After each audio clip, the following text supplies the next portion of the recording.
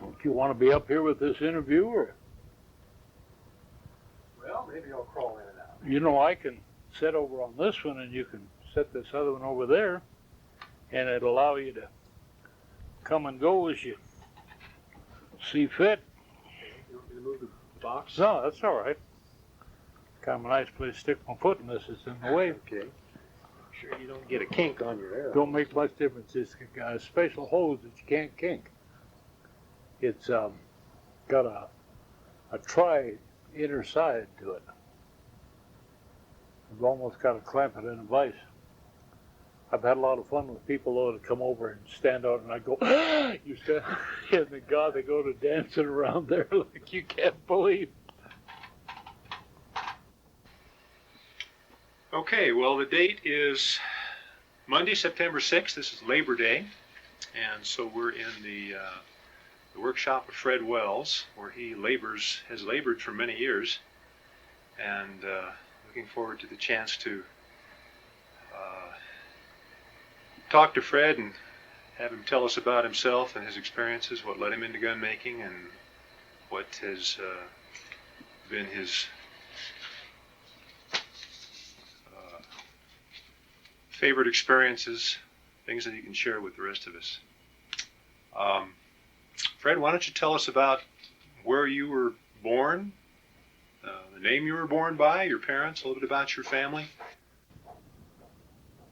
Well, I was born in LaPorte, Indiana, about 1919. So that makes me one of the old timers now. It's about the age of my dad. And the folks, mother was visiting out in Montana when she met my father, but she went back to Indiana to have me. And then they moved back to Montana. Mother was a surgical nurse, school teacher, what have you. And my father was a cowboy that couldn't sign his name. And she took him and educated him. He became a timekeeper, bookkeeper, and she thought that was kind of a dull life for a person. So she picked something that wasn't crowded, and she thought radio would be a fine thing. Now you figure this is way back in the early 1900s. And she took a correspondence course in radio and taught my dad to be a radio technician. And then took him out to California and got a job with Don Lee Radio Corporation and became one of the head engineers in it. I think that's quite an achievement.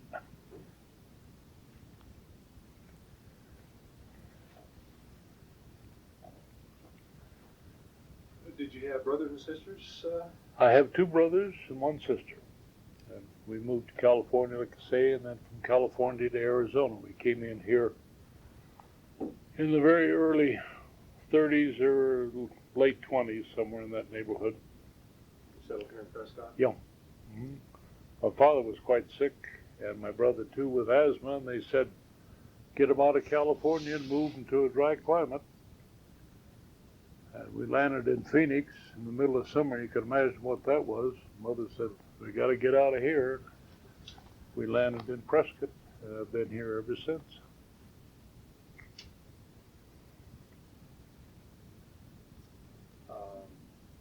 Now, when you came to Prescott, or when by the time you started work, what was the first kind of jobs you were involved in? Well, I actually went in the mines as a pay job. In the early days, you know, you cut wood and you did most anything as a kid.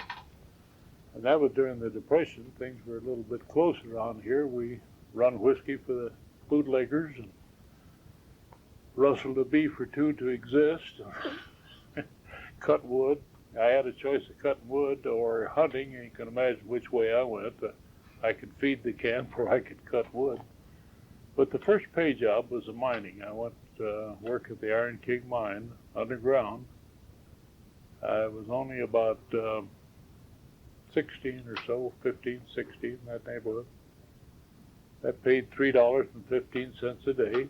That was sunshine till dark. And you learned to do everything. Metalwork, woodwork, piping. You were a jack of all trades. It was good training.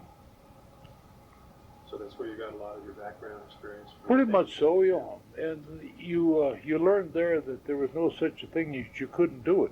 You were the person that was there, and you did it. And a lot of times it was that you had to do it very quick. You had a cave in, or you had a rising water or flood or something. So you learn real quick to figure out things and get with it. And later on, they built a machine shop on top, and I run the machine shop for quite a while. But that was my early training with machine work. And being a gun nut from the word go, well, it was real easy to see how I was always sliding a little government work into the shop there.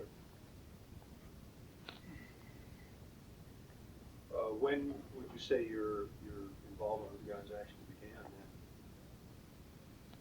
Well, at that particular time, I was working on everybody's gun on the side too. If somebody had a broken stock or needed a sight fixed or something of that nature, and I had the shop, it's kind of like the old days.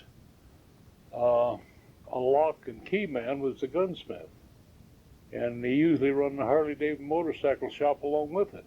And so if I had the shop, even though it was a mining shop, I did a lot of gun work at that time, and I'm about 15 or 16 then, or less, somewhere in that neighborhood. And then we were making barrels, filing them out, wanted oxygen barrels. We grabbed up a file and filed the oxygens on a piece of square stock or something on that order.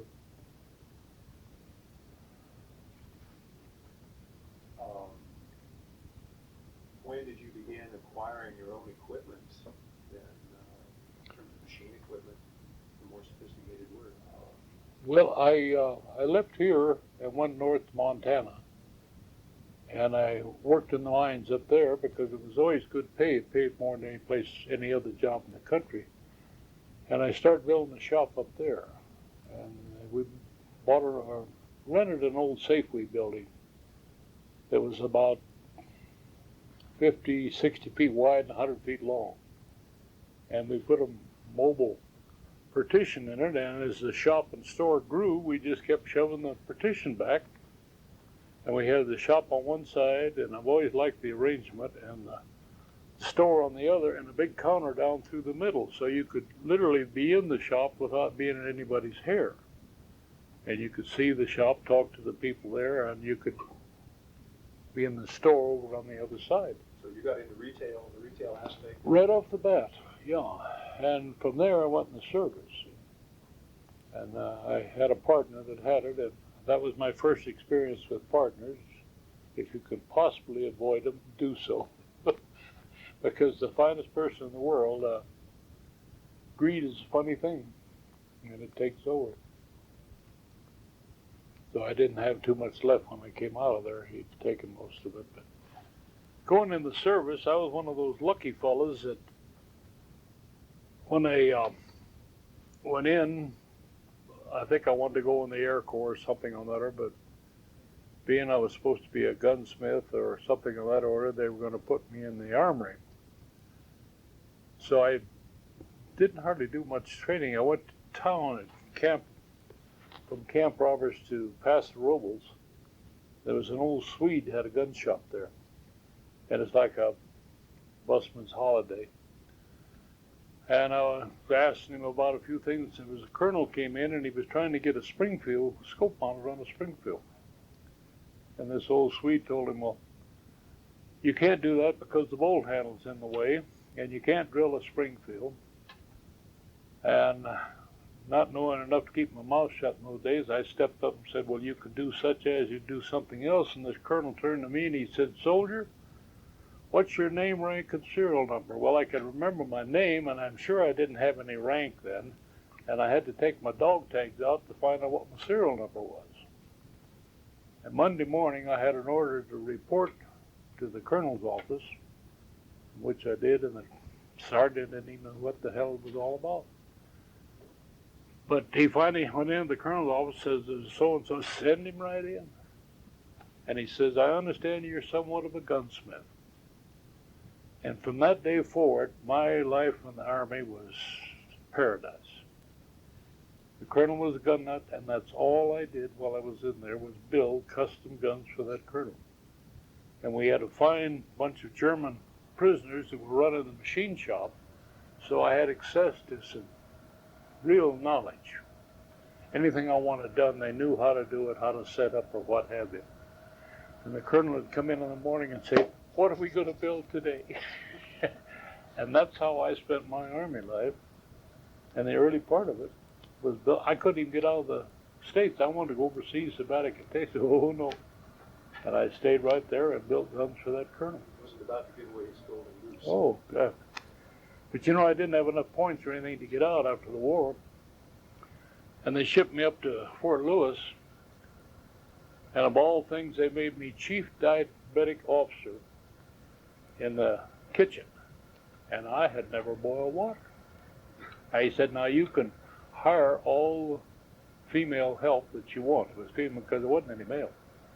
And naturally, you think about all the pretty gals, and that's you're going to order. And some old gal in there says, "Sonny, now if you're smart, pick somebody that's as old as your mother. Somebody knows what you're doing. Don't get into those young gals. You'll have nothing but trouble." And how true that was. I think I had 5. At that time, there were women 40 years old or so. And I had the best run kitchen in the place. And naturally, I didn't have to do anything but work on guns and play around some more. From there, they shipped me to Brigham City, up in Utah. That amputee ward, I think it was, up there at that time. Amputee ward or something on that order. And they made me charge of recreation and swimming pools and what have you. There again, I didn't know anything about motion picture projectors or that, and I went down to they had a small detachment of German prisoners, and I says, "Anybody in here speak English?" One man says, "I do." And I said, "Do you know anything about projectors or what?" He said, "I was chief engineer for the Zeiss works in Germany." I said, "You're just the man I want." And he run all the projectors for me, and he handled the rest of the crowds. Geez, I had the most beautiful working arrangement. So my life on the service was beautiful. I should have stayed in, I guess, but I didn't push my luck, and I got out and came back here and started to shop all over again. Well, it almost sounds like from what you've said that work has always come to you, and you've always had a skill that somebody wanted and make use of. Basically, well, I never said no. And, that's the most insulting thing for a man to come in a shop or anything, want something built, and you say, "Oh, nobody wants that anymore. That went out with the birds," or this, that, and the other. If you're enthusiastic about what he's got, even if you build a dozen of them, it kind of pleases him, makes him happy, and that's what he's getting done. Now, I can have a fine rifle that I built, and I can offer it to you at a real savings. But you would rather have that gun made for you, even if I make identically the same thing. You like that tailored suit of clothes. You don't want to pick that one off the rack. And that's the way people are that way. So I've been very fortunate to have a lot of work all the time. I had work when a lot of people were wondering where it was coming from. But that bit of customer relations has been important in understanding it. I think that's the most important thing in the world in this game. In any game, no matter what you build or what you're doing. Old Sue Kelly, the barrel maker, quite famous in the early days here. Always wanted to meet him. I was a young man, and he was the old master. Everybody said, "God, he's going to be, you can't stand him. He's such a grouchy old bird." He had a lot of work and a good reputation. And I went down to Phoenix to see him, and lo and behold, his wife was there, and I said, "I'd like to meet Mr. Sue Kelly." "Well, what do you want?" "Well, I'd just like to meet him." And some guy was standing there, and he came out. He said, "Mr. Sue Kelly, when can I get my gun?" And he says, "Right now." And I handed it to him, and something. He said, "Well, it isn't even worked on." "No, by God, it isn't worked on. And get it the hell out of here." And which she did. I thought, oh boy, what an ogre this is going to be. But for some reason or other, it just clicked. I told him I wanted to meet him. I had a little shop up north. Come in. And he took me through his shop and showed me everything. It was most pleasant. A great big crowd. He stood 6'6", weighed 250 pounds, big old deep voice. And we got to be real friends. In fact, I bought some of his barrel machinery and what have you over the years. He'd send me up barrels as gifts, and it was kind of an unheard of deal. Where was he located? He was in Phoenix. He passed away a few years ago here. He was about 80-some years old then. Was he one of the first other gun makers that you had? Yeah, he was one of the early ones. He was a barrel maker and a metalsmith, a good one. He was a machinist, you know, to start with. And he made real good barrels. I've still got some of these barrels that shoot real well.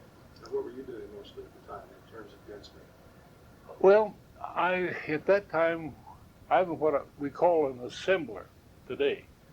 We bought a receiver. We fit a barrel if we could. If we couldn't, we had some shop fit the barrel. We made a stock if we could. If we couldn't, we had Ace Bishop build a stock for us. And we put it together, and we suddenly became a gunsmith, whether we knew anything about it or not. And the woods is full of assemblers, and they're called custom gunsmiths. There's not too many people that build the whole thing, you know, from one end over. But they, and a lot of people after I got to doing that, and they said, well, you're not a builder or whatever, you're just an assembler. And I said, well, just like Henry Ford, he don't make every Ford, you know, he just puts his name on it. So that's the way. But we slowly but surely got to where we did practically all of it, from one end to the other. Now, when you say we, you have others, family involved in it? Well, you know, you always say we. I sounds like Elmer Keith. We is so much, and there always was other people involved. The wife was involved.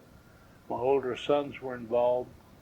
And I've had other people work with me and for me. And I jobbed stuff out to Bill Atkinson and Paul Marquardt at that time. And I did have stocks made by Bishop, and Wheeler was a famous stock maker back there in Missouri. Orland Wheeler.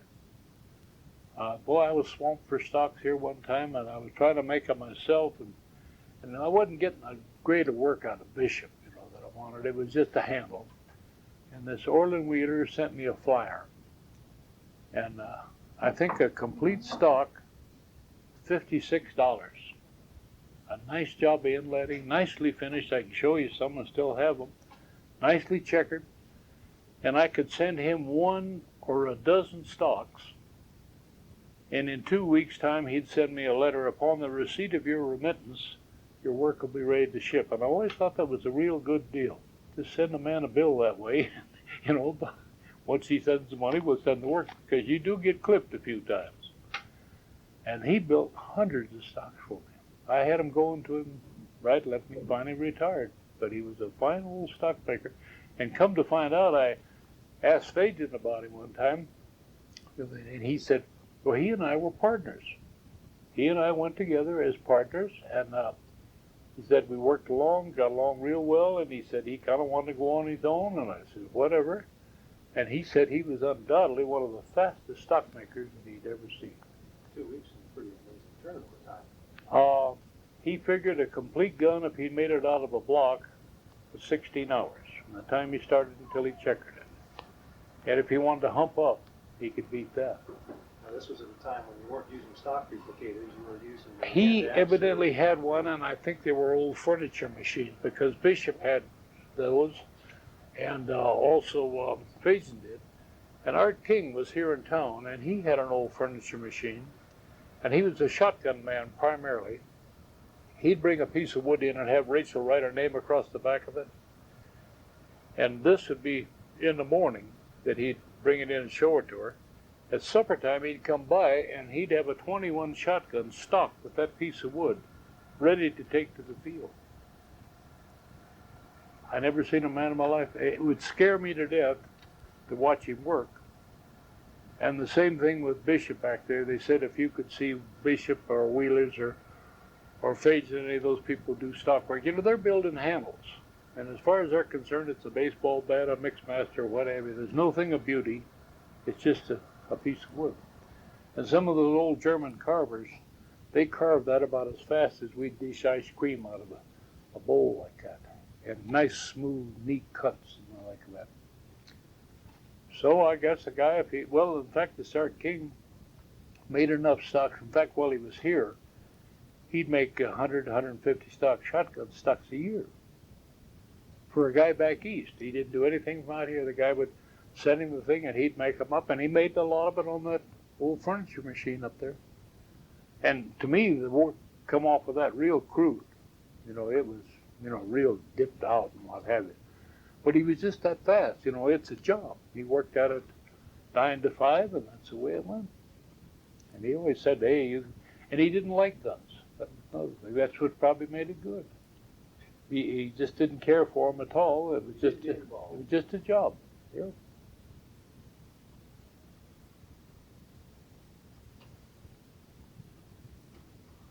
I'm going to move this up a bit, I Okay. think. I'm glad for the mic. Just throw that thing out of the way, that board there. Set it back or over or in or what have you.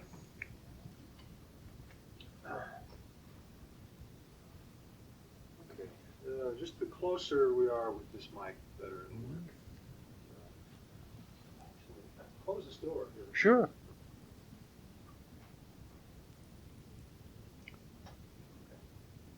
So you get some machine gun. Promotes a little bit of buzz. Okay, great. Yeah, I'd love to see Orland Wheeler work. Now, let's get this going again. Put the question on. You know, with your involvement in gun work back in the 30s and 40s, who were some of the people that you knew of then, or that you knew, or whose work you learned from? You mentioned a couple of people. Are there others that you were aware of? Well, I think basically the thing we had mostly then were like Griffin and Howes. That was the Cadillac or the Rolls Royce or the Mercedes of the custom gun. And I think you, if that's what you like, you went that way. I kind of constantly fought this idea of getting, you know, too heavy of forearms and too much of this and what have you. Although I've built big guns all my life. Because, big guns, you mean by heavy caliber? yeah, big calibers and big guns, because nobody wanted to build them. And I don't know why, you know, they tell, oh my God, you don't want that, it's going to kick you this and kick you that. And I'd always tell them, well, if that deer and that elk and that moose charged you, if they were laying in the bush waiting for you to come out and stick you with them horns, you'd have a lot bigger guns in the field with you instead of these little pipsqueaks. So you didn't necessarily encourage big calibers like Elmer Keith, but you went along with customers. Yeah, if you know, if that's what they wanted, I don't think you can be overgunned. And I think there's been more harm done to the gun end of things in calibers by these so-called experts. You know, an expert's any man that's 30 miles out of his own hometown. And it kind of is an example. Rachel engraved a Luger there, and we took it down to San Antonio, and there was a Luger expert there that had all the answers and what have you, and he looked at that engraved artillery Luger. He said, my God, where did you get a factory engraved artillery Luger? And I said, well, my wife engraved it. Well, he isn't hearing anything, he just listened to himself chatter. It's right there. And he looked it all over, and he's finally sees on the bottom engraved by Rachel Wells. He says, well, what's this Rachel Wells? I said, that's my wife. Oh, she must have had some authentic factory pictures of factory engraved Lugers. I thought, well, you're another damn expert, you know, that just want to run off with the head, see? So they've done more harm with this recoil business. Every one of them, you know, they yak about how bad something kicks. Now, the 416 is a pretty fine example of this. A few years ago, 416 would be a cannon, and I could almost quote you the authors and experts that said, now they're all got that smoke blowed in them, and the 416 is the greatest thing since sliced bread. And that's no pipsqueak. A 416 is a pretty fair cannon. But that's the thing. That's the fashionable thing today, see? Now, O'Connor's, you know, was the 270 or something on that order. And I see the 35 Whalen isn't doing too well. So they've got one of the firearms editors from Guns and Ammo to write an nice article on it. It'll do everything a 338 will do, and the like. And you watch, there are going to be people that follow him who'll run out and buy the 35 Whelen. It's it's a trend deal, you know. Well, now speaking of cannons, you have been sort of placed into the vanguard of cannon manufacturers. Why don't you hold up that action that you've got right there and explain that a little bit? Well, this might be a little on the large size. This gentleman had this made for a 50 caliber machine gun cartridge, and he wanted a 5-shot capacity, and this will actually be made into a sporter. It's got a full rib barrel, and it'll have the classic stock, the leaf front sights. You know, they're going to look like hinges on a door up here, but that's basically a Mauser 98 bowled up 44%. And I think he's going to have a couple gun bearers to pack that. My son calls these, my grandson, pickup guns. You haul them out in a pickup and you shoot them over the hood. Or do you need somebody to go pick you up after you fired it? Well, not really. Now, see, there's the thing. Right off the bat, they think that the recoil is going to be terrible, but it really isn't. It, it's got a great big shove to it. But that recoil is kind of a misconception, I think. You know, the English, little bitty old scrawny guys, shot the biggest cannons in the world over there. Osa Johnson, she shot a 600 Nitro Express, and she was about 5'2", and she'd let a rhino run in on her, you know, to almost horn the old man running the camera, and she'd belt him, knock him bottom upside down, and they'd knock him down, and she'd step in with a killing shot. And when she got through, that 600 was right straight up in the air. But nobody told her he kicked. When was the first time you made a shoulder gun for a 50 caliber? It seems to me I've had some articles in the American Rifleman about 1944, somewhere in that neighborhood, 43, 44, maybe earlier than that. And we built some single shots and some repeaters and a bullpup that looked like a bazooka with the barrel hanging out over the back end with a 6-foot barrel and the action in the middle. What were you using for actions at that time? We made them. You were making your actions for that? Yeah, that never seemed to be a big deal to make an action. It was hard to make, Well, I didn't have the tooling I have today, and a one-off deal isn't that big. It was a case of getting a bar of steel and boring a hole in it, scraping some waves. We made way pullers to pull the waves, and then it's just really simple machining. We're talking about 50 years ago you did this. Well, they built Mauser 98s in 98, see? And they built anti-tank guns at that time, too. And really, they had poor machinery by the standards of even 50 years ago. See, they're going back farther than that. And we haven't changed the procedure hardly at all. I haven't even moved into tape or control or anything of that order. Everybody says, well, where's your CNC? Well, it's right here, and I run it however you want it run. See? You tell me when to stop, and that's where we'll make it. See? So there's a mystery about it, but there is no mystery. It's just a lot of work. Well, you made a statement earlier that really kind of spelled it out for me, and I guess explains your whole energy behind your making. If you want something, go build it. Yeah. It's pretty amazing to me that, and I think probably to others that consider themselves gunsmiths, that after a relatively short time in the trade, you would have the audacity to go and build yourself a complete action. Well, not really. It just always wanted to, and I never was a machinist, but like my mother always say, we'll cut off everything that doesn't look like a horse. Well, I cut off everything that didn't look like an action. Now, you find as you go, you might overdo something sometime, but when I really got into it, I took two actions and I sliced them. one this way and one that way to see what was inside. And you could almost tell by the mill cuts in there what type of tooling they were using, what they were doing to make those particular cuts. So you analyzed Mauser's So work you could analyze it.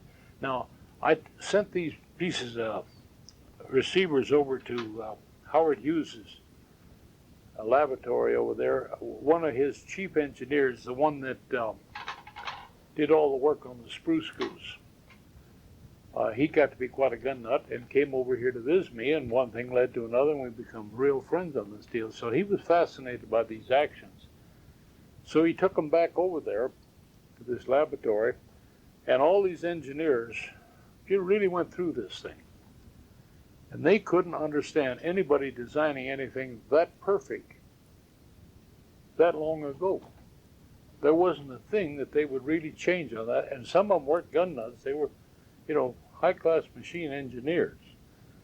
For what it was, that was a perfect design. The gas steel, the sleeve that hangs down that blocks the gas, the exhaust ports on the bottom to let the gas out, the little plunger that stopped. There were just any numerous amount of things that is done in a Mauser that isn't done in other guns. And that's basically why it was easy to copy a Mauser. Now, if you wanted to go up or down or the outside, the cosmetic, like that cap action or something like that, you can go any direction you want, but basically copy the Mauser to start with. best off with following that which is tried and true. Mm-hmm. Yeah. Well, now, you just mentioned Howard Hughes, and you mentioned Livermore Laboratories. You've had an association with an amazing number of official institutions or government labs. How did a little man in a little town in Arizona get all those contacts?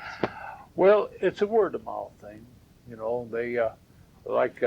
during the war we made these 50 calibers next to a 30, and they went back to the Atterbury Proving Ground. They were looking for an anti-tank gun. At that time tanks were thin. Well, that's how come we started making these 50s and necking them down. But they seen that in the Rifleman, and some colonel writes me a letter from the Proving Ground, wants to know if we can do this or that, and I think it's like kind of like advertisement today. It's word of mouth. Somebody has seen it. Did you ever try to seek coverage or advertisement for your work? I don't advertise. Very little advertisement was done by Wolf Publishing Company. They wanted us to do some carpenter work one time down there, remodel their whole building so they could do a few things and break through a big cement wall that somebody else couldn't do and what have you. So we did, and he wanted to know could he pay us for some advertising. And we said, don't make it fine, go ahead. And we had a few actions run in there back in the 70s sometime. And that's the extent of our advertisement. I don't need the work, and I don't want the work. I don't want to become a production deal, where, how many. I enjoy building the individual pieces, and money's never been my god. If it had, I'd have probably sold ties and belts and watches or something like that. You've been asked from time to time to do various other kinds of work, such as the carpentry you just mentioned.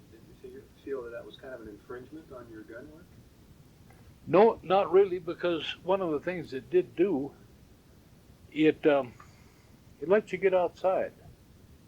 And, that's one of the headaches that you have in this work. You're working so close all the time and so tight. You're pushing, but you're holding. And you get out carpenter, and you get to Really an eighth of an inch, and what the heck, you beat with a hammer. And you'd leave it there. You don't come home and take it home with you, and you don't sleep with it all night and think about how am I going to do this or how am I going to get that. So to me, it was really a vacation. I would do that all day, and then I would come in and gunsmith at night. Are you the kind of person that can get by on 4 or 5 hours sleep? Yeah, I can lay down, take a nap, 30 minutes, and I'm ready to go. Wife can never get over that out hunting. We get out there, and 10 o'clock, the sun comes up, you get warm. We lay down, take a snooze. Well, then we just go like hell the rest of the afternoon on this thing. But now as I've gotten older, I'm laying down taking these naps. I've killed more game than I have when I get up and run around and beat the bush. See, so. But I don't need much sleep, really. And I like to work at night. The phone don't ring and nobody calls, and nobody bothers you. So that's uninterrupted. Yeah, and you can just kind of do what you want to on a thing. But you know, I'm completely happy with what I've done and have been doing all these years. Now, when you first started making actions, were they virtually 98 copies, or did you start changing? Yeah, I got that 98 driven home to me real early. You know, I'd seen Model 70s that blew up, and I'd seen Springfields that had blown up and what have you. And I'd always kind of gathered these guns that blew up, and you know, why? What was wrong? Where have you? And then I purposely tried to blow up some old clunker Mausers early. And by God, they're hard to blow up. I could jug them, but they wouldn't blow. And that was the secret, is to get rid of that gas and have enough wrapped around there and out of a material that would give and not become a hand grenade. It would not split and crack. And I hadn't actually never seen a Mauser that was completely blown apart, other than a case where they put dynamite in it or something like that to really open it up to see what it took. But I plugged the barrels and put a healthy charge in them, filled the barrels with water and fired them. You know, they would jug them, set the lugs back and stuff like that. And I deliberately pierced the primers and put a sack over them to see, you know, where the gas goes and the like of that. And you can fire one of these and it dumps the gas, but it doesn't blow it back in your face. There's no other action made that is well designed to handle the gas as these things are. Even this little step down, you know, that covers the back end, and there's nobody does that. So it wasn't very hard not to stay right with the Mauser. When you made your own actions, what was your motivation to create action sizes for different cartridges? Sizes. Now, see, we used to get the Magnum Mausers before the war. Well, after the war, there wasn't any Magnum Mausers anymore. Well, then Brevex came out. You remember the Brevex? God, I ordered those things by the dozen. All of a sudden, the well went dry. The guy shot himself over in France someplace. I've heard several tales. He was a couple of Germans that went into France and started building them, and a couple of Frenchmen that got some German ideas. But that was the end of those. So we said, well, if we're going to make these big guns, and I wasn't that fond of an infill, I would sure like to have a good Mauser action, like the Brevex. We copied the Brevex pretty close, which is just a big Mauser. And we fiddled with it, and the first thing you know, I made actions before on the big ones, and we started in, and next thing you know, we're in the middle of it. Well, then people wanted left-handed actions, because there wasn't any.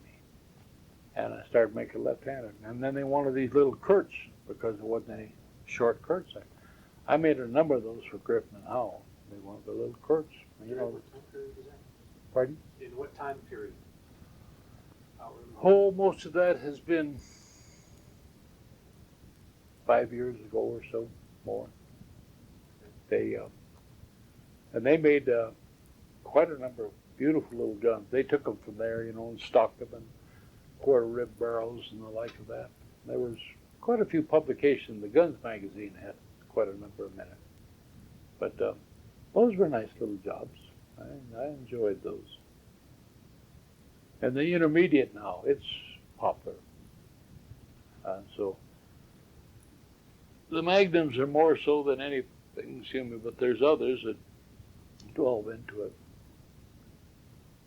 And now these big things, 22 percenters and what have you. There's one on the end over there under that light that is completely finished in the 22%.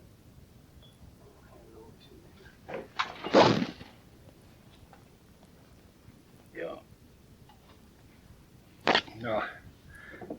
Actually, it's a nice action. It's for what the man wanted on this thing, it's way too big. You know, he was like I was telling you, he figured if a 98 was big enough for an 06 or an 8 millimeter, 4/16s and .378s, .460s were 22% bigger, so the action should be 22% bigger. And consequently, that's how we wound up with making these 22%ers.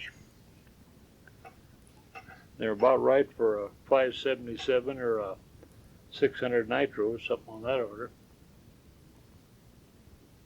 There's that wing safety that we make, and we've made that more like the Mauser flip over as far as size. It's got a bigger size to it, and it gives you lots of thumb room. And your straight down bolt handle ahead of the finger heel there. Your finger guard level, or your trigger guard design is kind of unique. Yeah, it comes back, and it's got this curve that keeps it from hitting your finger like the old shotgun type. If it does hit there, it slides over instead of into it there. And then we do something else here for recoil.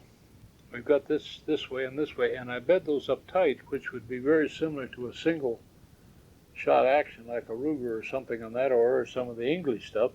That becomes another recoil nut, or a recoil bearing area. And we bed those real snug on the top and bottom, and then when you squeeze it together, it's got a pretty good bite on that. Your little mare, and this has got the scope mount built right in, like for Griffin Howard, that style. But they're a nice action. Big enough for anything, boat anchor or what have you. They're a little smaller than that thing. Get those two up. See what 22% looks like next to 44%. Is that going to do it, or do you want them? Oh, that's good. Pretty impressive.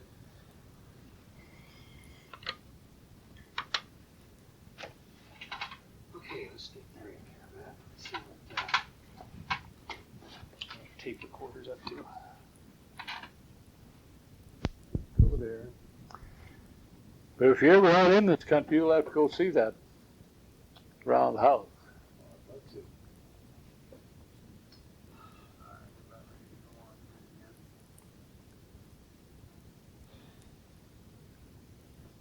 All right, talking about your unusual actions, this one that you have is probably the most unusual anybody's ever seen. Describe that to us. Well, this thing is a little different. You know, we tried to figure out something that kind of had a flowing lines to it. And the thing that's always kind of seemed to be a little strained on anything like this was the fact that you had a raw edge of wood sticking up next to the metal. And I've always kind of had the idea I'd like to cap all those raw edges. So that's what this fella is. From the barrel, clear on back, down around the bolt handle, the whole thing, all the raw edges of the wood are capped, even on the bottom. And not only do they cap, the wood tucks up in a groove, so it more or less holds the sides in. It'll never have a tendency to swell out or what have you on that. And even the butt plate, you know, we capped it, and no screws and the like of that. They were marked on the back of it, and then put on the wood with glass on the inside to hold them together. At that end, always kind of had an obsession with wanting to hide the screws, so all the screws are in under things here. And this little fella here, we put the screw in here, and then we put a plug over it and a little pin through there with a spring under it. If you push the pin out, the plug comes out. But it's a little different. Makes people kind of stop and look anyway. So you do have a loose plug for the time that the gun is disassembled. Yeah. You have one loose part. Mm-hmm. And then, of course, the screws are under that. Yeah, and it's got an Allen screw, and you kind of want to keep track of that plug. We built one for Holland and Holland, and they lost the plug, and they said, boy, that is something to try to, and had the whole gun engraved, and then they sent it out for bluing, and then try to come back and match that thing up after it's all done with something else.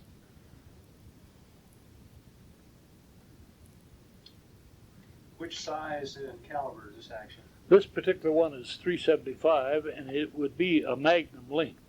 The bolt is practically an exact copy of a magnum Aussie bolt for length, size. Now the action is identical to a magnum. On the inside, the only thing, the cosmetic end of it, is that it has this extra material that comes down over the sides here and down around the bolt handle. And basically the same thing with the bottom here is the fact that it doesn't just sit on top of the wood, it goes down in a recess on the thing.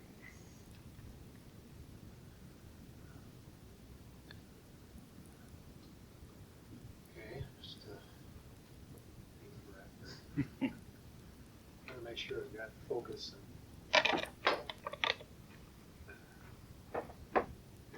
Trying to, this is a little crowd. Trying to study something photographically. Has such an unusual profile. Well, everybody kind of calls it a fish belly and whatever, but you know, it was just kind of a case of trying to get some lines, just like the double Kirschnabel up here.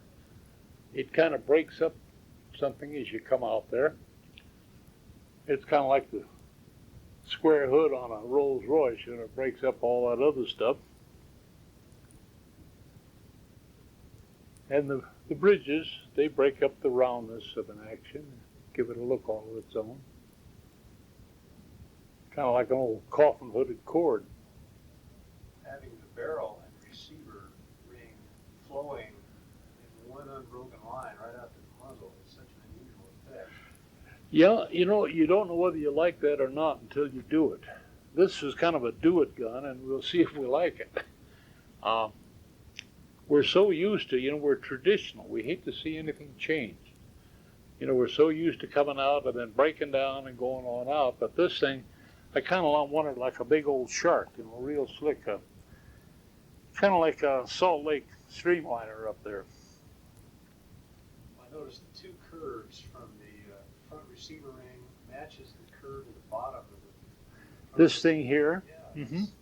Well, I tried to build it that way, was to get this line. In fact, this thing I extended just a little bit, and to really come out, I'd have had to come way up here, but I thought, well, you know, I'll get it in the vicinity so that it more or less looks like that. In fact, there's a matching pair of angles. And then, you see, we brought the barrel up a quarter of an inch off the center, basically to get away from some weight along with everything else. We really cut a quarter of an inch of this material off of it so that it flows up, you know, like such as, and it kind of gives the idea of an under and over form on a shotgun.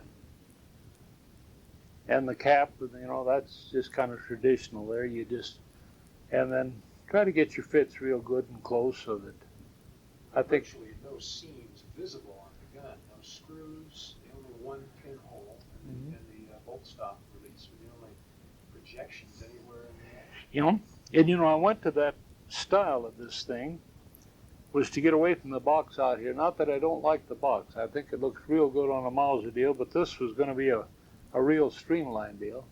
And yet I'm not too fond of a 70 or the like of that that's a little push bent piece of metal. And I wanted something definite, so I went to this type of stop on that. But it's kind of clean with things there.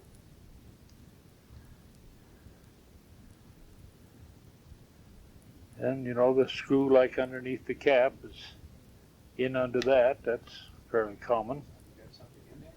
I got a piece of paper because I've taken the spring out of it until I finish it up there, and I just put the paper in and let it kind of bind the opening when I'm doing on the thing. But that they usually use that for extra sights or the like of that. The butt plate on this seems unusually large. Stock is Well, quite thick. You know, that's one of the things in these big guns. They don't put a big enough butt plate on them. And it's kind of like a shoe with that. If you've got something big that supports you or covers some area, and that's one of the things I've always preached on this, on the big cannons, to put as big a pad as you can get there to get a lot of that area spread around. You know, those old Crescent steel butt plates, my God, those things must have kicked on some of those cannons. But that's something that the English did. They did learn to build big butt plates, wide, deep, what have you. And Peckmeyer builds a big pad, so, or not Peckmeyer, but Griffin House supplies a big pad, rather. And it lets you build things a little bigger. Was that butt plate machine? And No, this one here was a piece of stainless steel tubing, and then you just beat out the shape you want over a trailer hitch. Put a trailer hitch in a vise, give you something round, and then just form it however you want the thing. And just cut out the basic shape, and it's got a little stipple look, which looks... The electric guy could have probably left it, but we usually polish that off afterwards then. And usually the missus, she engraves it or something on the back there to deck it out a little bit. So there's a little blacksmith in every machinist. Yeah, well, you know, we altered bolt handles for years. We did that with the forging process, and that was blacksmithing. And actually, most all your receivers in the early days were made from forging, and they drop forged the thing almost to size, what have you.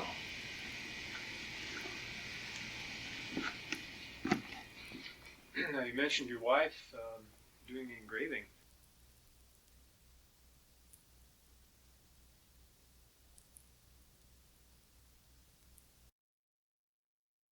Tell us some about your wife, how you met, your family, her work as an engraver. Well, the meeting of her was something else. We always kid everybody, and we say, well, we went to school together. I drove the school bus, and she rode it. And that's the way I met her. And, you know, I drove the school bus for 11 years. It just, I don't know how you really meet and get together, but she always used to come up to the store, you know, like guns and like that, and want to know if there was anything she could do in that line. And sooner or later, pardon? Girl who liked guns? Oh yeah, I've got a mother, or had a mother that, and a sister both that were real gun nuts, and that was just kind of part of the family, I guess. And this gal, her father used to hunt all the time, and she hunted with him, so it was natural for her. But we raised a family, and once she got the family raised, she came down on the shop and would finish stocks for me. And somebody lugged in that Gravemeister one time and said, see what you can do with that. Well, everybody tried it, played with it, Art King, in fact. And she just kept pecking at it, and the first thing you know, she was making some pretty sensible lines and this, that, and the other, and one thing led to another. She started doing a little work for this one and that one, and pretty soon they offered her a pretty good money to come out to the college and teach engraving. And she's been teaching 11 years out there now. And she's had quite a number of students that have went on and have done real well. And honestly, I have seen her teach people that couldn't write their name hardly. She got a system and graphs and things and a way of getting to them. And she's even had a fellow come in that lost both of his legs. The use of them, he fell off a pole out here and broke his neck. And he was just at the end of his rope. He didn't know what to do or how to do or what he was going to do. And his dad got a truck for him that he could drive and this, that, and the other. And all of a sudden, somebody's wanting to try engraving. Well, how do you teach a person that can't even use his legs? You have to step on a pedal to run this thing. And he didn't have enough power to keep himself from falling over. And he had very little use of his left hand. So she figured out, when I put the piece of surgical tube in his mouth, he could squeeze that and that would run the machine.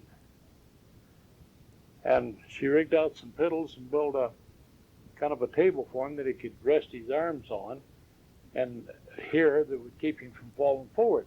Well, that'd give him a chance to run here. Now this left hand, she put a rubber band around the ball, made it fairly free of moving, so he could turn the ball. And the kid is doing beautiful work today, has a lot of work, happy as a lark, just changed him overnight. And she said that one deal there was worth all the effort of all the things that she's ever done for those people.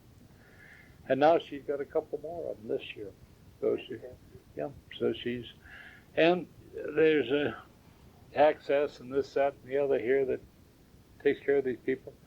She's had a number of women and a couple of men that were alcoholics, real bad, and they sent them out to her, and of all damn things, she dried up about 3 of them and got them off and running.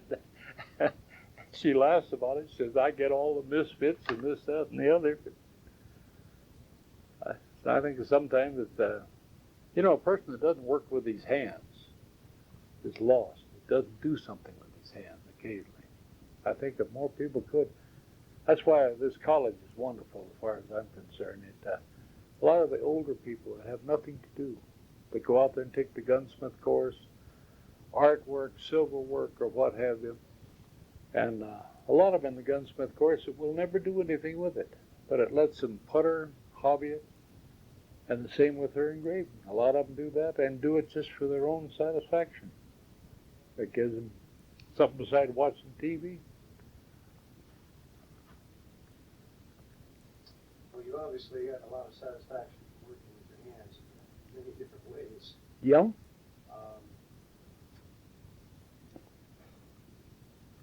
Are there any, could you describe your shop a little bit? What machinery you have, what you've done in terms of specializing your equipment? Well, basically the only specialized equipment we have is the barrel making equipment. Now, most of that we bought and it's old. Nobody makes a barrel machine anymore, or a reamer, or what have you, or the deep hole drills like we've got back here. The rifling machine is an old sign bar, cut rifling. It's a 1917, 1918 machine. The deep hole drill was a wartime deal for 50 caliber machine gun barrels, 1940. The reamer we made out of a South Bend lathe, 1922 or somewhere in that neighborhood. Now we have other machines like late Bridgeport milling machines and the like of that, and that's basically what I build the actions on. There's no numerical control. No, yeah. Steve has got a big machine in the rear, a big South Bend, and he manufactures sight for a shotgun. They call it a ghost ring sight for combat shooters, which is a fast handling sight, and he's got orders from all over the world. Now it's his own thing. He's kind of done it, and I've given him the space and the what have you to do when he bought his own machinery, and it gives him the extra coin on the thing. And he's quite busy in that in his spare time. And it is a tape machine. He tapes it to make things. He's a very clever boy. This is your son-in-law. Mm-hmm. Your son-in-law through which marriage? He married my daughters from my second marriage, the oldest daughter. And she's been on to become a nurse and what have you, and they've done real well. Have you grandkids? I have great-grandchildren. Yeah, I got a whole slug of grandchildren. I've got the one grandson that has killed all the African game. He's we kiddingly say, our ballistic engineer and tester. He takes the guns to Africa. He's been about 3 times now. And then I have quite a sprinkling of other grandchildren. So I'm well blessed with family. You had 7 kids of your own. Mm-hmm. And I've never lost a customer. They all come home, In fact, I've got 2 of the boys, the older boys from the second family, still living with me. One, he runs a shade tree mechanicing shop in the backyard. They all like the guns, and none of them worked at it. They all kind of trained in here, found out what 1-on-1 what have you measurement made, and they took it to other fields. Okay, but there's no Fred Wells Jr. who will pick up where you leave off. I think that my older son, when he gets older, he's 50 now, but he's a construction pusher, engineer, and the like of that, and they made more money with a pencil than I could make doing. And he was a bright boy. He went down to Goodyear in the aircraft and estimated for him, and he could get within 0.5% of the work when they did the work of what he was estimating, which was awful close. But they always wondered and said, well, where did you train? In my old man's shop. And, they'd pull some bundle, and he said, my dad had beat me to death with the bloody end of my arm if I ever did anything like that. But, he went out in the field. He said the worst thing was having people that says, that isn't the way they did it back at Caterpillar, or that isn't the way they did it back in Flint, Michigan. He said, I went right next door in the field, and I hired the Mexican women, onion pickers and what have you, brought them in, put them on a machine, taught them about 2 operations, let them smoke if they wanted to. And he said, I got production like you couldn't believe. Nobody was standing around telling how he did it back in Detroit. And that's how come his cost.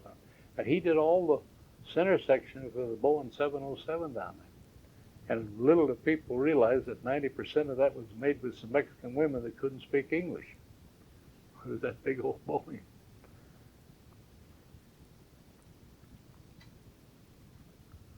Do you have any pet opinions or peeves within the gun trade? Oh, not really. Like I said, I'd build anything that a person wants if it's safe and legal. I don't have any peeves with anybody or anything. Such a good nature to develop that way. I got too many things I want to do. I haven't got time to hassle or be peeved at somebody or be mad. That takes time from what I want to do, and I like to kind of treat my fellow man like I'd like to be treated. And we don't have anybody come in here and give us a bunch of gas. If they do, I say, mister, there's a whole line of people standing out there waiting to get in. Just move on and get out of the way. I've never had any hassle with anybody. And anybody bitches, haggles, like, hey, here's your deposit. We haven't got time. Well, I thought everybody had to haggle. Not my store, It's a very peaceable place. I've had kings and dukes and earls and ditch diggers and plumbers and doctors and whatever at the same time in this room when it was larger, crawling around on wood, picking out their wood. It's kind of a common meeting ground in the gun shop. Now, you might go out of here and never speak to each other. But in here, Joe Blows knows just as much as the King of Sweden about what should be used to shoot what have you.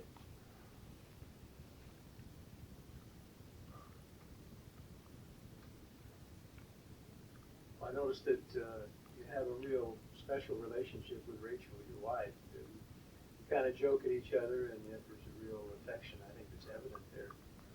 Kind of indicative of your good-natured philosophy. It's kind of something that you work at. A marriage is just kind of like a partnership, I think, of anything. But we have always got along splendidly. I admire whatever she does and whatever she wants to do. I never question anything, or whatever, unless she asks me about something. What do you think of this, that, or that? Which she does. Anytime she engraves something, well, what do you think about this, or what do you think? And I think I'm constructive criticism. I tell her this, that, or the other. But we have never had a harsh word. So help me. It's just one of those things. Why? It's easy to be obnoxious and be against things. You don't have to work at that. That comes real natural, I think. I think you got to kind of work at being instead of saying, oh, yeah, well, you can say what or why or please and thank you or open a door. I think that's your training. If I walked down the street with my mother on the inside of the street, she'd ask me, how long's it been since you walked down the street with a lady? And I still duck when she raises her hand, when she was still alive. Or if she walked to the side of the car, she stood there until I opened the door. And you don't get over those things. And my dad was the same way. My dad was a wonderful person. I just kind of think it's how you raise them, or how you've been raised. You seem to be a product of some old-time values and ethics that are probably much lacking in our world today. Oh, I just, you can get awful unhappy with it, but you figure, well, what the heck? You can't waste your time being unhappy. Life's too short. And the older you get, you realize how little time you've got left to do all this. And, well, I got so many things I want to do and build. What's the next thing that's most important on your list? To build? Oh, probably to finish that other little cap action sometime. The 22 size one? Well, the little Kurtz. The little Kurtz I showed there. And, you wake up in a new world every day. There's one that you like. I start a lot of things and set them back. I've got a big kick out of making those pistols over there with long barrels on 357s and Lugers and 22s. And I enjoy building cars. I built a number of sports cars and four-wheel drivers. And I always thought a motorcycle needed four wheels. Well, the other day, my son lugged me in, the boy in the back, big Uzi or Oklahoma rice-bended four-cylinder motorcycle engine. Said, "There you are, Dad. Now you can build your four-wheel motorcycle." Well, that's interesting, too. You're going to do it. Yeah, I've started gathering a few pieces and parts and what have you. I've got a few ideas on a little rear-engine car. And Did you ever race cars? no, I built a number of cars, but I never figured that I had the ability to race. I built some of the early rear-engine cars. And they raced them around here, and they were fairly successful. I was always smaller engines and less money than most people had on some of this stuff. But it's funny, this rear-engine deal, this Carl Baberger that comes over.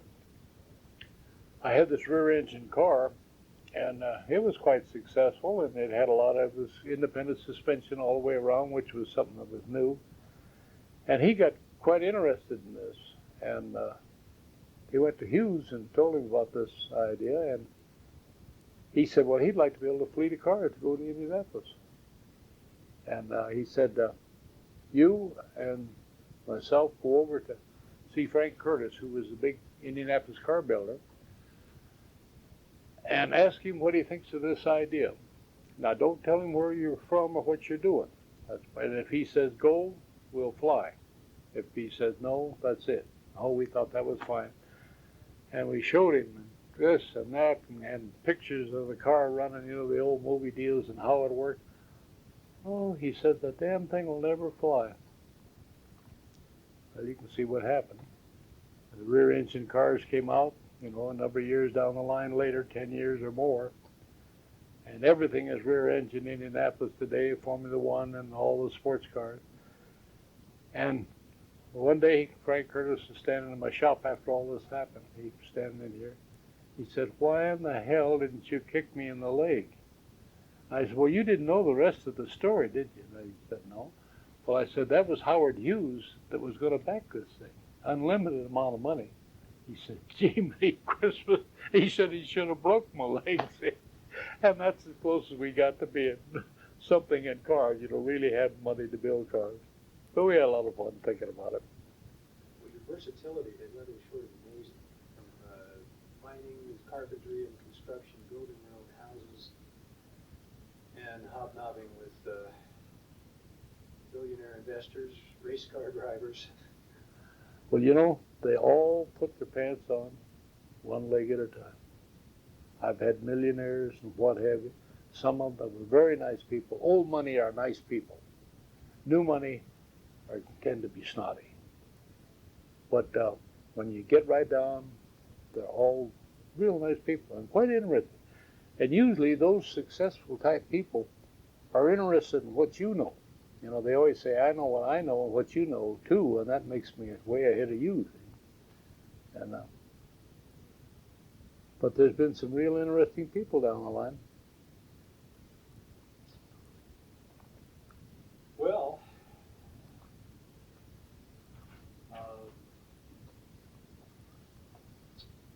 I kind of posed the question along the way of what other people within this trade have been important to you as influences or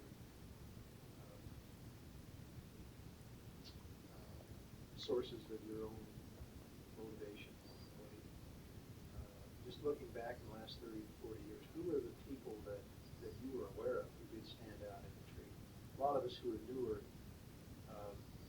either know nothing about them or perhaps never heard of them. Like Orland Wheeler that you mentioned earlier was the first time I know anything about.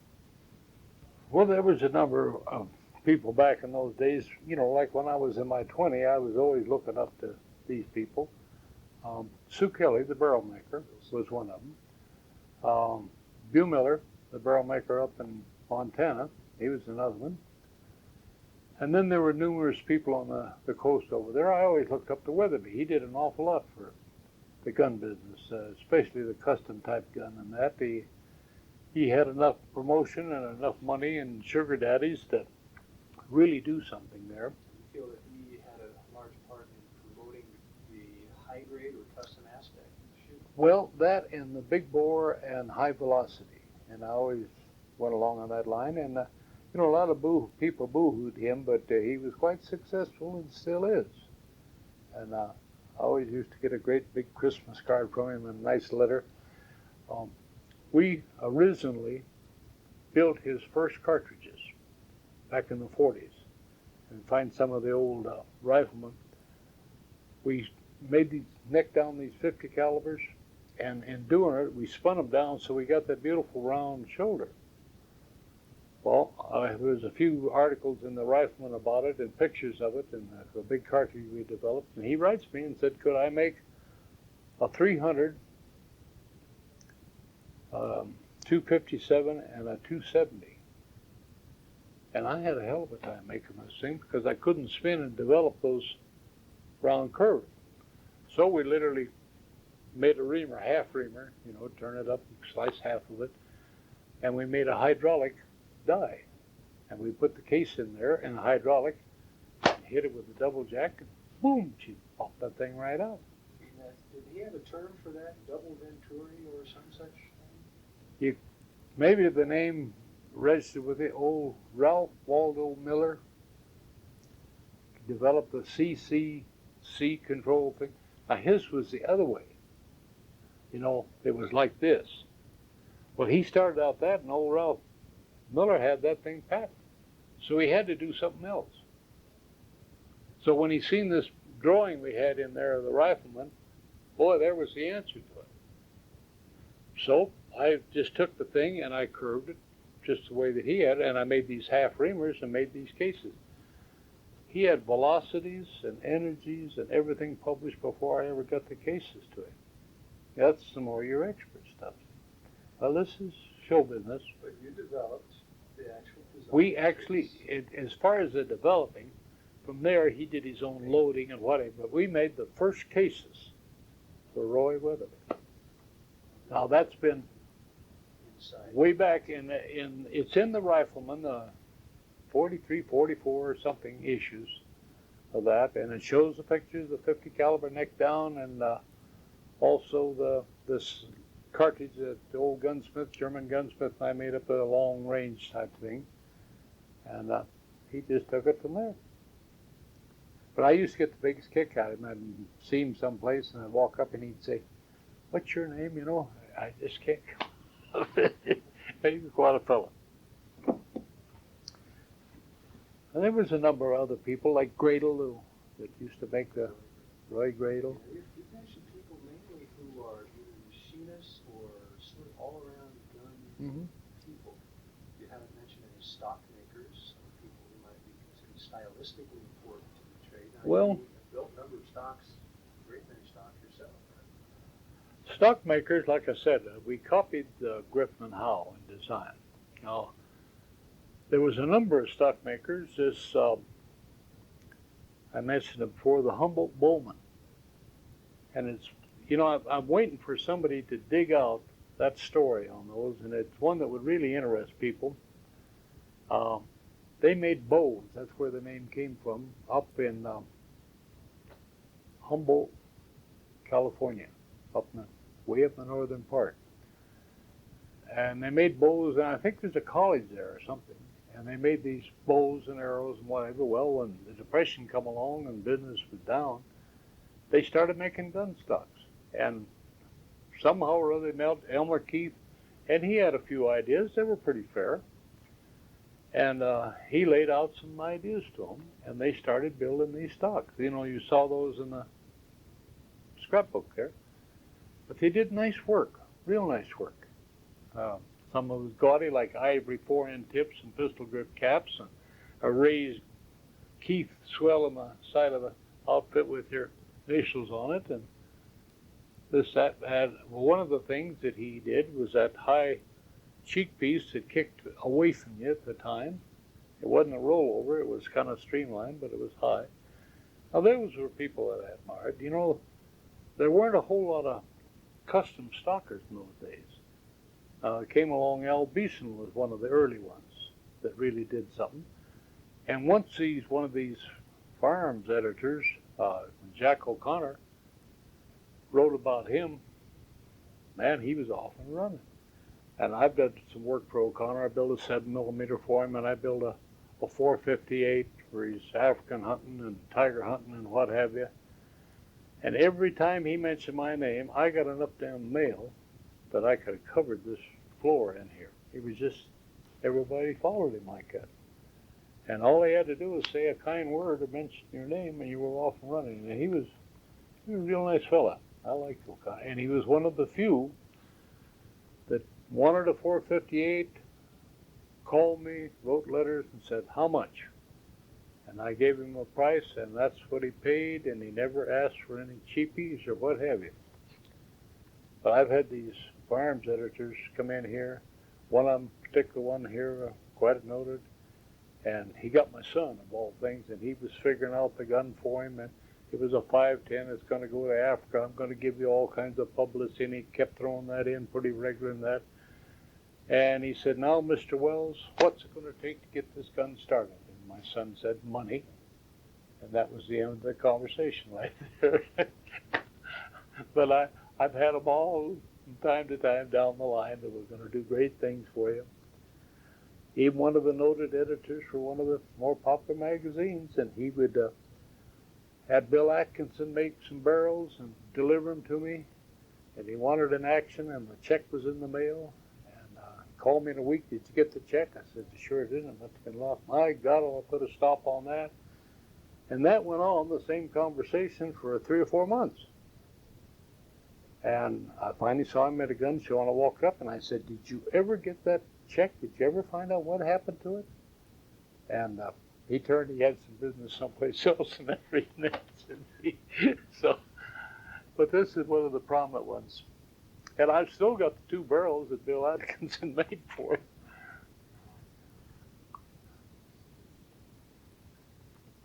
Of people active in the trade today, are there those that you particularly note or consider important? Not wishing to point fingers at people in either direction. But, You mean that are good gunsmith, good craftsmen, or? yes, those that you would consider to be among the best today. Oh, there's a lot of good craftsmen today. Just the woods are full of you can take that gill up there and almost go down through that, and practically every one of those members are, gifted craftsmen. And they've got better from year to year. You see things that they do and what have you, and some that aren't even in it, like this Smithson that I was telling you about there. But Dorsey Eccles, who doesn't belong to the Guild, he's a fine craftsman. And then you can take some of those that do that belong to it there. This Frank Wells down, who is no relation whatsoever, is coming on real good. Dave Miller, he used to make thumb-hole stocks, and he come up here, and my son spent some time with him, teaching him to make rib barrels and plug screws and this, that, and the other. And I think responsible for getting him off toward the classic gun. And their firm is a good firm. They In that line, would you say there have been a number of people through your shop who have in some way trained here or been helped on? not trained here as much as picked up ideas or called you and asked you, how about? Like even the engraver, the one that engraved the gun for the Safari Club down there. For Dave Miller's the first one. I can't think of his name. That's something, I'm poor on names anyway. And he called and wanted to know, well, how did you anneal this thing? What do you do with it? I can't cut it, or the like of that. I think we've been a source of information, and that goes on all the time. I'm surprised somebody hadn't called 2 or 3 times today on the thing. Yeah, we've been lucky. Yeah, but I've turned. Is there anything that you would hide or not feel inclined to share about your work? No, I'm kind of like Rachel there in her engraving. You know, no one would teach her to engrave. No one would show her anything. And she said, if I ever learn this, I'll never hide this from anybody. And I always thought that was a joke about, you know, little trade secrets about things. There really isn't anything new in the world. It's like IBM got a judgment against them for $2.2 billion because they pirated a couple ideas from Lint or somebody out on the coast, how to coat lenses.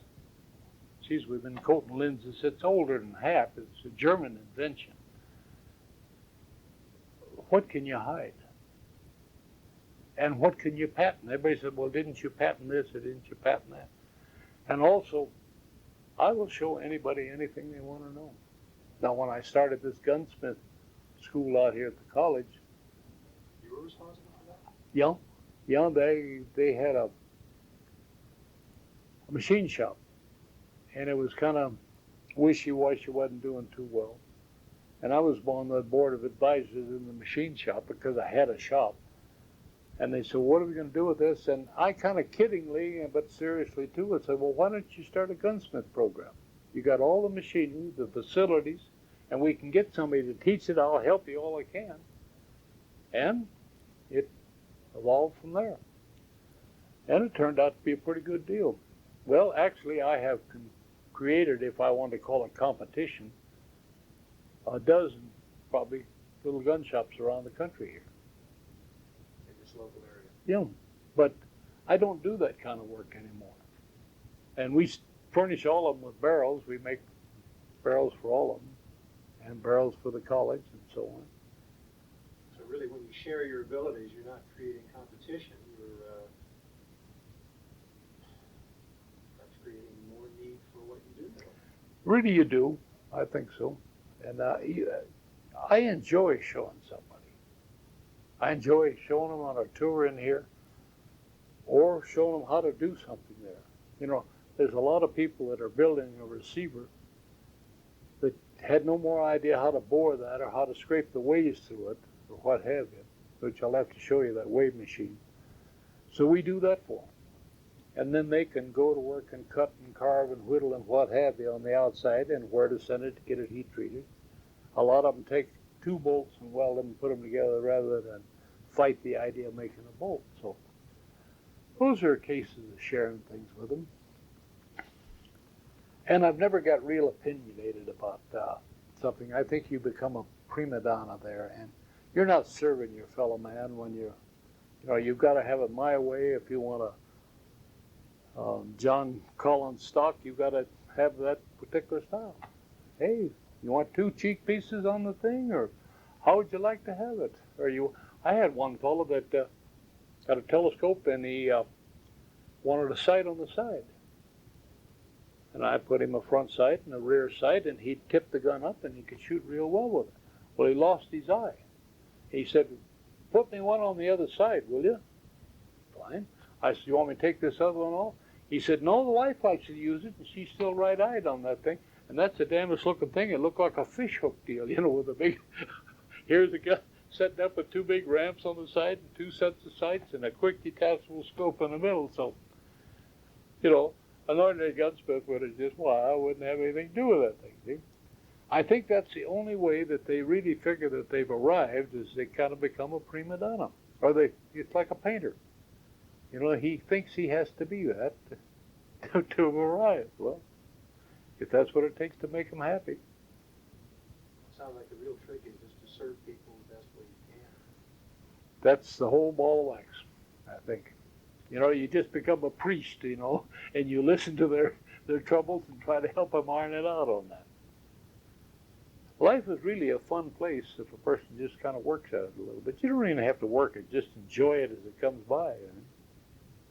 And if you like guns, my God, there's so much of it. Just like I was saying to you, if you can go to that safari show sometime, go.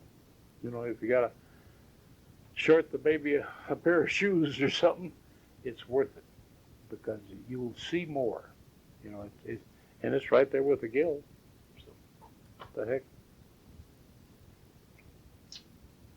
Let's turn to that rack behind you here for a minute. As little as we can see with the camera, this is probably one of the most extensive collections of Mauser sporters. To my knowledge, it is, yes. I don't know of a bigger collection or a more versatile collection than maybe more of one or two things there. But to our knowledge, he's got every style and every caliber that they ever made. And, you know, like some one-off things and the like of that. Now, your action designs have always been based on a 98 Mauser. Is that the reason for your interest in the early Mauser? Yeah, you know, like I was saying to you, after seeing so many of these other things that have opened up and what have you, I just like the strength idea of it, and I just like the looks of it. I think the design, you know, we're talking about some style and art and what have you to them. I think they've got a lot of that. Now, the old Mannlicher, I think, is prettier than the Mauser. The system isn't better, but it has more grace to it. You know, a Mauser it's a Mercedes-like, and the Mannlicher is more like a Ferrari or something like that. It's sleek and smooth, and this thing here is a solid piece of merchandise there. I even had a fellow who wanted to build a Mannlicher bottom and a Mauser top. And everything wrong with it, he wanted it in a 505 Gibbs. And it would have been about as big as a coffee can. See? The Mannlicher bottom, That spool. Mm-hmm. And with the Mauser top. Now, he thought that the Mauser top was superior to the regular Mannlicher top. And this is the gentleman that has all these guns. He practically got a Mannlicher in every caliber they made it in. But, you know, it's got the long striker nut fall and the forward bolt handle. And he wanted that Mauser top. And it's the only time that I didn't really say no. I just showed him how big it was going to be. And that slowed him a little bit. But if he'd insisted, we'd have built the damn thing and it'd have been as big as that thing there, see. But it has some merit. You know, when you stop to think about it, that spool magazine is absolutely positive. It can't fall up. You know, and that bolt goes back and forward. It picks that shell out of there, and that spool feeds it right in there. And the Mauser top. But these things never give us any trouble. You know, properly set up. I even had a fellow at one time that wanted to make a double-barrel bolt-action gun. And lo and behold, up to the Safari Club, there was an old gent up there. And come to find out, he had written me years ago and heard that I was building one.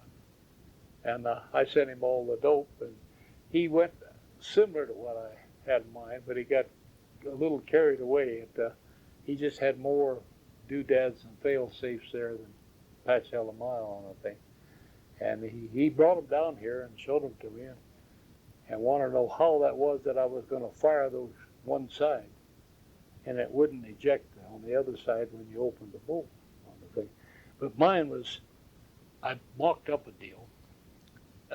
It had two bolts, like here in the sleeve then, had a set of gears, much like old Gradle had with these outfits. So when you lifted the bolt, the set of gears rolled this bolt.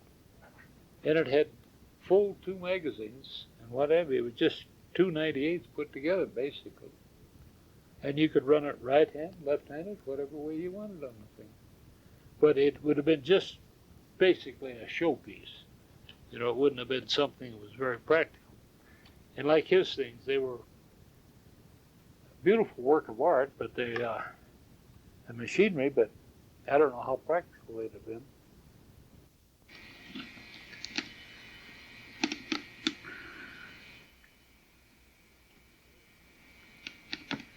Well, I see a few of the mounted heads you've got here. Some of these you say was from your grandson?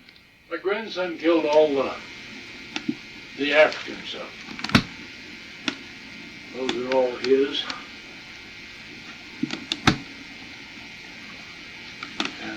All the North American game there, most all that's mine, the elk and the sheep, the desert sheep, what have you.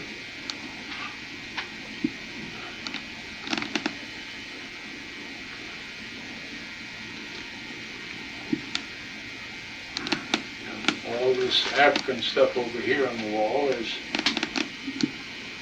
all Todd's, the grandson. Now this is called the Wells Sports Store, but there's not really any store anymore. No, not really, but you're still selling something, you know, you're selling guns or service, but not literally in the sense of all the fish hooks and the baseball bats.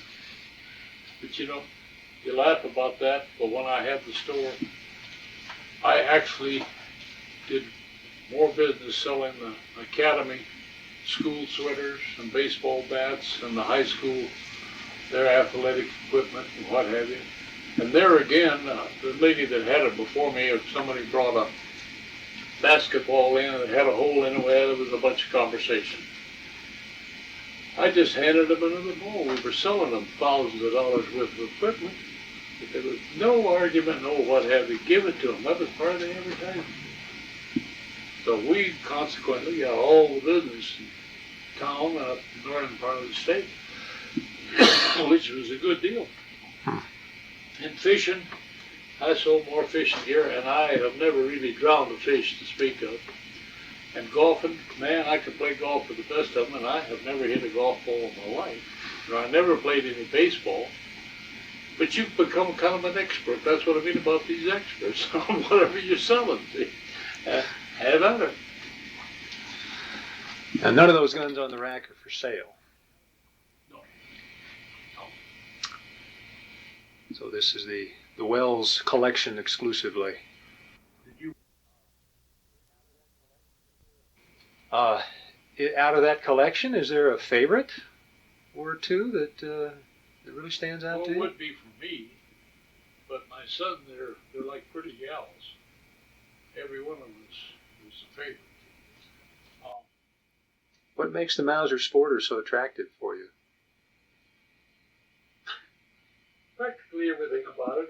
It's just thought out and well designed. And, it's kind of, each one is made to the caliber. Instead of like a Model 70, they made one gun, and they made a 22 Hornet, 30-06, 300 Magnum, and a 458, same gun. Same action, whatever. These, the actions, are all made for the particular cartridge, the barrel lengths, the heft of the gun, and whatever. They're almost like a custom gun way back there that you could buy with a gun. I guess that's the thing. They're really a custom gun in a production form. And looking from here, I can see all manner of barrel lengths, forearm styles, widths, cheek pieces, with or without. Yeah. Scope, And they're all non-scope, and what have you. And they're all commercially built. And I think the Griffin and Howe is probably one of my favorites because I kind of raised with that in mind. And I copied so many things after that. It's a little more classic than the other guns. But some of the older Mauser, some of this stuff in here, I think those are real fine guns. Now the question was posed recently, what defines the American classic style? Would you have any comment about that? Is there an American classic, or are we just borrowing from European styles? I think the American classic is the Model 70. Pre-war models, especially the stuff they're building today, with those bent old handles and pieced together, and the like of that. That leaves a lot to be desired. But the old pre-war, that was a classic gun, you know, and you never thought of it much as anything but just a rifle.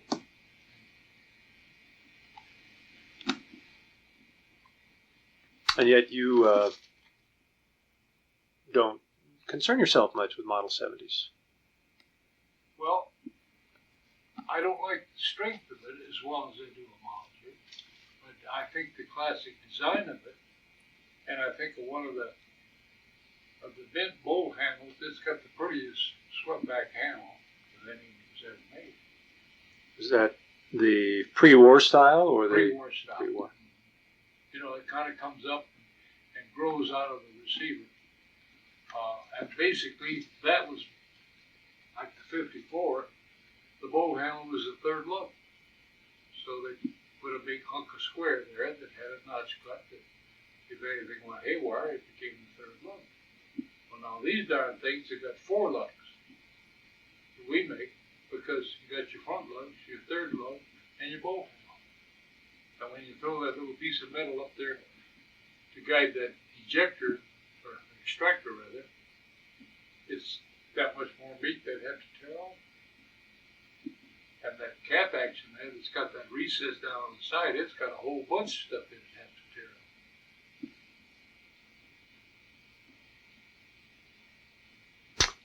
off. Has anyone asked you to produce the cap action as a marketed item? I have kind of got away from it by quoting a pretty high price on it. But it takes a lot of time. And, you know, they don't know whether they really want that or not. There's few people that kind of appreciate really what went into the thing. There's some that would. And there's some that, you know, one guy had one, everybody else want one too. And you can't scare some of these people away with money. I kind of done that. I've said so much that when I got all through, I should have said 3 times that much. But I may eventually make an action like that. I could get it down where I can make it a lot faster. Working that barrel out, you know, it makes a heavy gun now because you're adding all that metal. Now we made some actions out of titanium. And they were, the idea was real good, and some professor called us up after we had one in a magazine, and he said, what do you know about titanium?